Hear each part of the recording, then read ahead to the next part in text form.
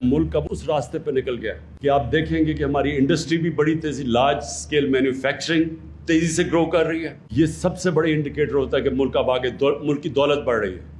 हमारी जो एग्रीकल्चर है इसके अंदर तारीख बनी है, क्योंकि हमने क्या किया कि हमने जो सबसे बड़ा फैसला किया कि जो हमारे किसान थे, हमने उनको कहा कि जो ये शुगर मिल्स ये एक साल तक पैसे नहीं देती थी जो काश्तकारों को, और फिर ये जो उनको प्राइस भी होता था, अगर 180 रुपये प्राइस फिक्स किया गया गन्ने का, तो वो 180 भी नहीं देती थी। वो एक वर्ड यूज़ करते हैं, कटौती होती थी बीच में से, वो 120 पे उनको कैश पे फारग कर देते थे।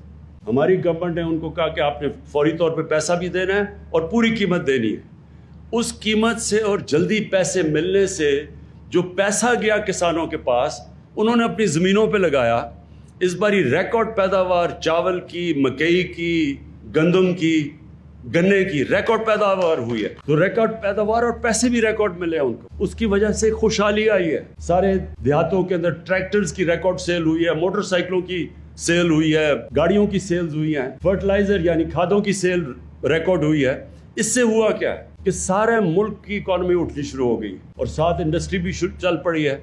तो आगे मैं अपनी कौम को ये भी कहना चाहता हूँ कि बड़ा इंशाल्लाह अच्छा वक्त आ रहा है। हमारा मुल्क वो जो बड़े मुश्किल वक्त से था, मैं जो लोगों को कहता रहता थोड़ा सब्र करो, घबराना ना, लोग घबरा जाते थे, क्योंकि ज़िंदगी कभी स्ट्रेट लाइन में तो जाती नहीं है, ऊंच नीच होती है ज़िंदगी में।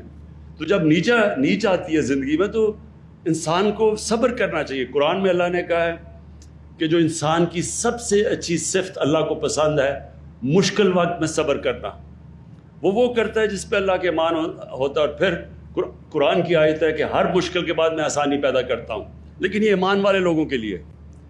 और अल्लाह का करम है कि अब हमारे लिए जो बहुत मुश्किल वक्त था वो निकल गया। जो मैं अपनी कौम को आगाह करना चाहता हूँ, जो अब ख़तरा है एक, वो ख़तरा ये है कि जैसे जैसे अब हमारी इकॉनमी बढ़ती जा रही है, प्रेशर अब पड़ेगा हमारे करंट अकाउंट के ऊपर। करंट अकाउंट का मतलब होता है कि डॉलर मुल्क में कितने आ रहे हैं और डॉलर मुल्क से बाहर कितने जा रहे हैं। अभी तक जो पिछले 8-10 महीने में हमारा करंट अकाउंट, जो जब हमें मिली थी गवर्नमेंट 2.5 साल पहले, 20 अरब डॉलर का खसारा था।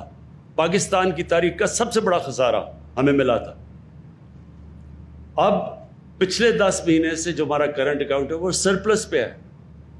तो हमारे मुल्क में ज़्यादा डॉलर्स आ रहे हैं बनिस्बत बाहर जाने की, जिसकी वजह से हमारा रुपया, ये भी पाकिस्तान में तारीख पे बड़ा कम हुआ कि पिछले कितने महीने में हमारा रुपया मजबूत होता गया।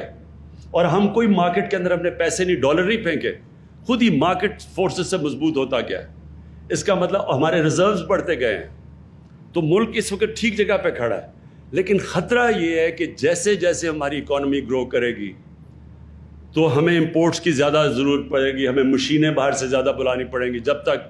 जब तक हमारे मुल्क खुद ये चीज़ें नहीं बनाता, तो ख़तरा ये है कि हमारी जैसी जैसी इकॉनमी ग्रो कर रही है, हमारी करंट अकाउंट के ऊपर प्रेशर पड़ेगा, हमारे मुल्क से ज़्यादा डॉलर्स बाहर जाना शुरू हो जाएंगे बनिस्बत अंदर आने के। इससे हमने अब बचना है।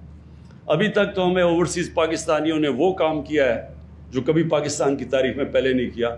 रिकॉर्ड रेमिटेंसेस भेजी है उन्होंने, हमें वो पैसा भेजा है जिसकी वजह से बहुत बड़ी वजह कि हमारा रुपया मजबूत है। तो इंशाल्लाह हम जो अब प्लानिंग कर रहे हैं कि जिसको कहते हैं सस्टेनेबल ग्रोथ, कि हम जब अब अपने मुल्क को आगे बढ़ाएंगे तो साथ साथ हमने इसके ऊपर नज़र रखनी है कि हमें फिर कभी IMF के पास ना जाना पड़े। IMF के पास हमें इसलिए जाना पड़ता है कि जब हमारा करंट अकाउंट डेफिसिट में चला जाता है, खसारे में चला जाता है, डॉलर्स की कमी हो जाती है, रुपए के ऊपर प्रेशर पड़ जाता है, लिहाजा हमें फिर IMF के पास जाके उनसे पैसे मांगने पड़ते हैं। तो हम अब जिस तरह जा रहे हैं, हमारी कोशिश है कि ये और इस तरह की जो रशिया का इकोनॉमिक जोन है, इससे एक्सपोर्ट्स हमारी बढ़ेंगी। तो हमने वो पीरियड, जब तक हमारी एक्सपोर्ट्स बढ़ती नहीं है, उस सतह पे हमने पूरी कोशिश करनी है कि हमने हर तरह और ज़्यादातर हम रेमिटेंसेस ओवरसीज़ पाकिस्तानी से, और हम उनको इंसेंटिवाइज़ करेंगे कि बैंकों के थ्रू वो अपना पैसा भेजें।